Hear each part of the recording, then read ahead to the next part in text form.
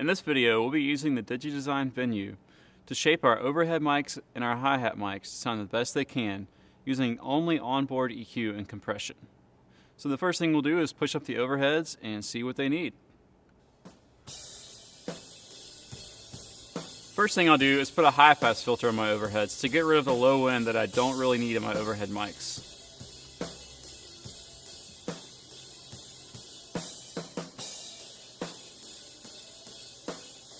I'll roll it up to around 200 Hertz. Now some people like to take this a lot higher, but personally I like to leave a little bit of that mid-range and low-mid energy in my overheads to keep the cymbals from sounding too brittle and too thin. The next thing we'll do is EQ the overheads. Typically I like my overheads to be pretty dark so that I can push them louder.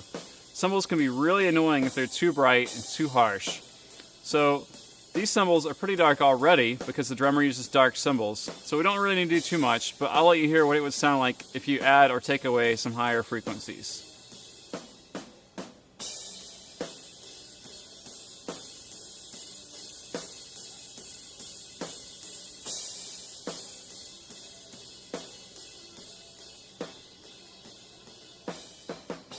Now, as you can tell, if you take away too much, the cymbals don't really sound very good.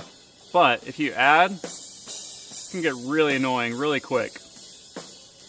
This might be great in a studio environment, but in a live environment, I generally find that it's better to lay off the high end a little bit so that you're not annoying everyone. And you're generally going to get some high frequencies from your cymbals and all the other mics on the stage too, so you don't really need that much of it. Now the one thing I will do on these overheads is take out some mid-range energy just to clean things up a little bit. So I'll start around 1K and work from there.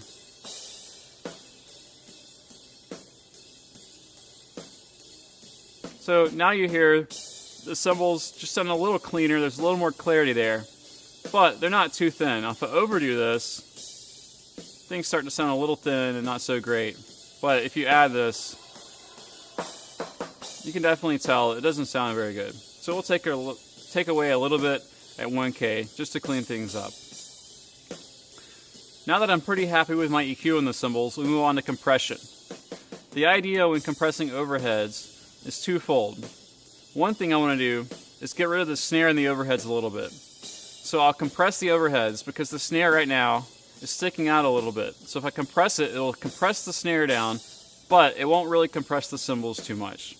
Now the other reason you would want to compress overheads is to prevent your drummer from killing you when he hits a crash cymbal really loud and then he's just barely playing on his ride or something like that. So we'll go ahead and turn on our compressor. And then I'll back my threshold down a little bit. I'll take my ratio up a little, around 3 or 4 to 1. Now, just to illustrate, I'll take my attack really fast. And you hear what's called pumping or breathing. You can audibly hear the compressor working. So I'll slow my attack down a little bit, just a little. And I'm also going to slow my release down just a little bit too. So now it's compressing the snare pretty good, but it's not really bothering the cymbals too much. Raise my threshold a little bit. Now I'll let you hear before and after.